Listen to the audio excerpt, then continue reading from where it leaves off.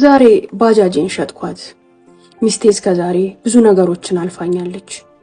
ይሄ ጉዳይ ግን ከአቅሟም ከችሎታዋም በላይ እንደሚሆን እርግጠኛ ነኝ።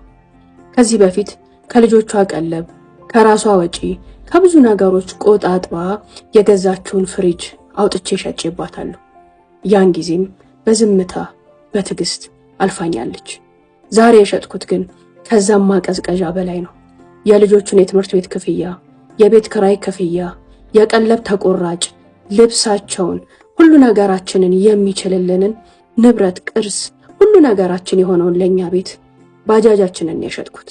ጠዋት ስራ ለስራ ብዬ አስነስቼ ወጥቼ ማታ ስገባ ግን ባጃጁም ገንዘቡም እጄ ላይ አልነበር።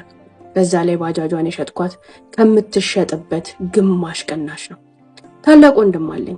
ይህ ታላቅ ወንድሜ ለኔ፣ ለእህቶቹ፣ ለቤተሰቡ ጠቅላላ ከህፃንነቱ ጀምሮ ዋጋ የከፈለ ነው። ሊስትሮ እየጠረገ እኛ እንድንማር፣ እኛ ሰው እንድንሆን፣ እኛ ትልቅ ቦታ እንድንደርስ ያስተማረን፣ ያለበሰን፣ ያስጌጠን ወንድማችን ነው። ትልቅ ወንድም ያላችሁና ያም ወንድማችሁ ሻማ ሆኖ ቀልጦ ቤተሰቡን ከሰው መደዳ ለማድረስ፣ ቤተሰቡን፣ ወንድም እህቶቹን ትልቅ ቦታ ለማኖር ትምህርቱንም እድሜውንም ገንዘቡንም መስዋዕትነት የከፈለ ወንድም ያለው ታላቅ ያለው ያውቀዋል። የኔ ወንድም እንደዛ ነበር። ወንድሜ ባለውም ሰዓት በሌለውም ሰዓት እየተሸከመ ሊስትሮ እየጠረገ እየነገደም ምንም እያለ ትምህርቱን ወደ ጎን አድርጎ እኛ ታናናሾቹን ትልቅ ቦታ ሆነን ለማየት ማረግ ያለበትን ሁሉ እስከ ጥግ ድረስ አድርጎልናል።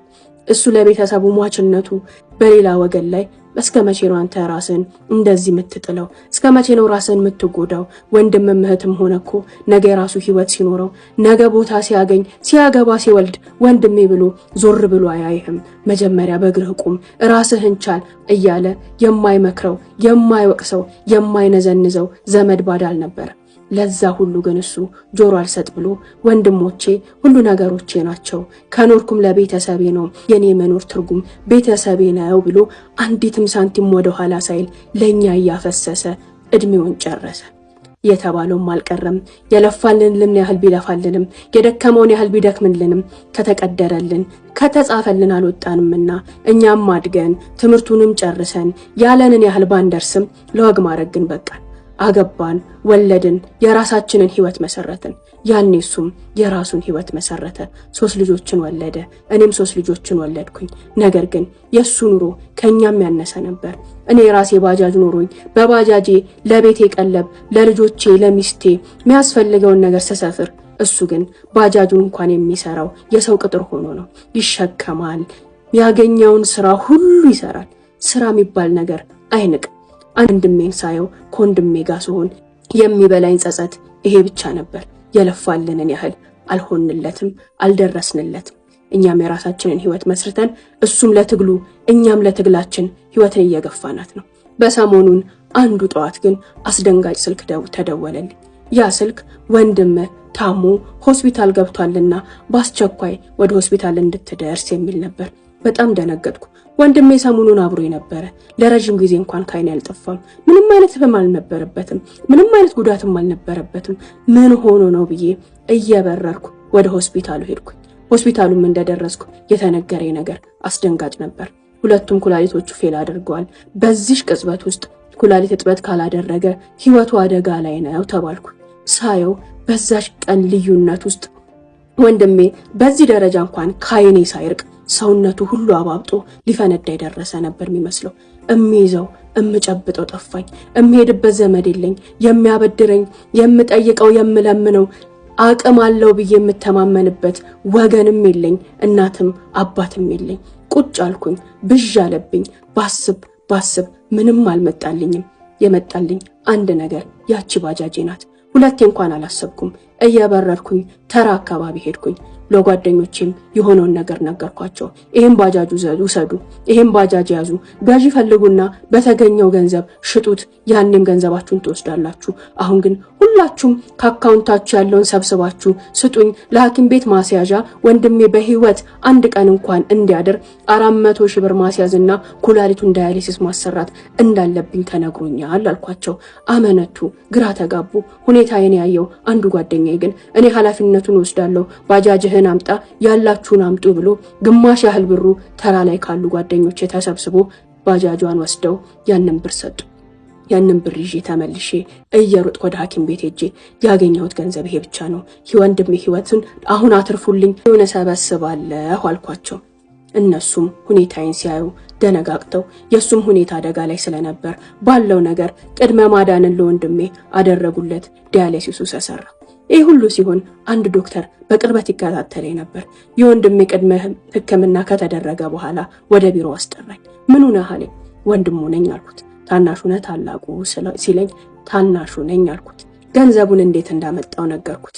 በዚህ ዘመን ወንድምና ወንድም ሲገዳደል ወንድም ለወንድሙ ጀርባውን ሲሰጣጥን ነው እንጂ አንድም ሰው እንኳን መተዳደሪያውን ያለውን ንብረት ይቀርና ከተረፈው ነገር ላይ እንኳን ለወንድሙ ሲሰጥ የማናይበት ዘመን ነው። ዘካቸውን እንኳን ለወንድማቸው ሰጥተው እንዳይቋቋም ሰው እንዳይሆን የሚሰስቱ ወንድሞች ባሉበት ዘመን ብድር እንኳን መስጠትን ሰስተው ወንድም የሥራ ሐሳብ ሞራሉም ጉልበቱም እያለው አይረቤ ቦታ ላይ ተከቶ የከሊ ወንድም እኮ ነው እየተባለ ከንፈር ሲመጠጥለት በማይበት ዘመን ላይ እንዳንተ አይነት ወንድም አይቼ ዛሬም ለካ ወንድምነት አለ፣ ዋጋ መከፋፈል አለ፣ መፋቀር አለ ብዬ እንዳስብ ስላደረከኝ በጣም አመሰግናለሁ። ያንተን እንደዚህ መሆን ሳይ እኔ እዚህ ቦታ ላይ ብሆን እንዲህ ሚሯሯጥልኝ ዋጋ ሚከፍልልኝ ወንድም አለኝ እያልኩኝ ነበር ሳስብ የነበረው ብሎ በጣም ደስ አለው። ባለቤትህስ ግን በዚህ ነገር ላይ አማክረሃታል ሲለኝ ነበረ። ልቤ ሁለት ቦታ ትርክክ ያለው። ለካ እሷ ምንም አታውቅም። ገና የሚጠብቀኝ ጦርነት አለ ለካ፣ ገና የሚጠብቀኝ ሌላ ታሪክ አለ ለካ። አይ ምንም አታውቅም አልኩት። ስራ ትሰራለች አለኝ። አትሰራም አልኩት። ታዲያ ይህን ነገር የምትቀበለው ይመስልሃል አለኝ። ባለቤቴ በርግጥ በጣም ጥሩ ሰው ናት። ይህን ነገር ግን የምትቀበለው አይመስለኝም። እኔና ልጆቼ ልንራብ ልንጠማ እንችላለን። እርሃብ ጥማትን ጤነኛ እስከሆነን ጊዜ ድረስ ለምነንም እናልፈዋለን። ወንድሜ ግን እቺ ደቂቃ ካለፈችው ህይወቱን ነው የምናጣው። ዳግም ልናገኘው አንችልም። ወንድሜ ብዬ ምንም ነገር ሳላረግለት ማልቀስ አልፈልግም። የፈለገው ነገር ቢመጣ እጋፈጠዋለሁ አልኩት። በል እንግዲህ አላህ ይርዳ። ኩላሊቱንስ እንዴት ልታረጉ ነው? ንቅለ ተከላው ቢደረግ ሲለኝ እሰጠዋለሁ አልኩት። ያኔም ሌላ ግርምትን ፈጠረበት።